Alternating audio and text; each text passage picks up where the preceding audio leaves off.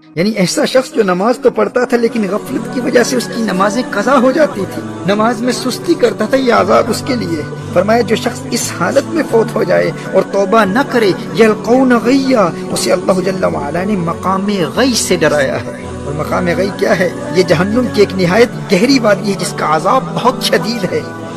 غور کریں میرے وہ بھائی، میری وہ بہنیں، میرے وہ بزرگ، میری وہ مائیں، میرے وہ دوست جو نماز میں سستی کرتے ہیں، کبھی وقت پر پڑھ لیتے ہیں، کبھی قضا ہو جاتی ہے اور پھر کہتے ہیں کہ ہم پکے نمازی ہیں۔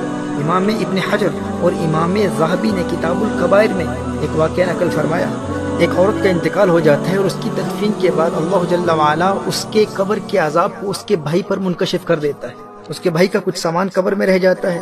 تدفین کے بعد جب وہ گھر جاتا ہے اور اپنا سامان تلاش کرتا ہے تو پھر اسے یاد آتی ہے کہ بہن کی تدفین کے وقت اس کا وہ سامان قبر میں گر گیا تھا۔ جب واپس قبرستان جاتا ہے، قبر کھودتا ہے تو دیکھتا ہے کہ اس کی بہن کی قبر آگ کے شعلوں سے بھری ہوئی ہے۔ وہ روتے ہوئے واپس گھر آتا ہے اور اپنی ماں سے اپنے مشاہدے کا حال بیان کرتا ہے۔ ماں کو بتاتا ہے کہ میں نے کیا دیکھا، اور ماں سے پوچھتا ہے کہ میری بہن کے اعمال کیا تھے۔ تو ماں نے اس کی بہن کا ایک ہی گناہ بیان کیا۔ ماں نے کہا بیٹے تیری بہن نماز میں سستی کرتی تھی اور قضا پڑھتی تھی، قضا پڑھتی تھی۔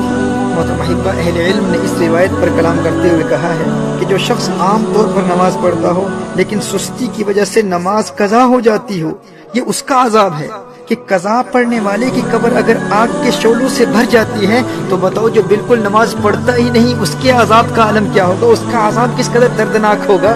میرے دوستو، جو ایک نماز بھی بغیر عذر شرعی کے قضا کرتا ہے اس کا جرم زانی سے بڑا ہے، قتل کرنے والے سے بڑا ہے، چوری سے بڑا ہے، ڈکیتی سے بڑا ہے، رشوت سے بڑا ہے۔ جو نماز میں سستی کرتا ہے، اپنے وقت پر ادا نہیں کرتا، قرآن کریم کی اس آیہ مبارکہ کی روشنی میں یلقون غیا، جو نماز میں سستی کرتا ہے، نماز اپنے وقت پر ادا نہیں کرتا، اسے جہنم کی گہری وادی جس کا نام غی ہے اس میں عذاب دیا جائے گا۔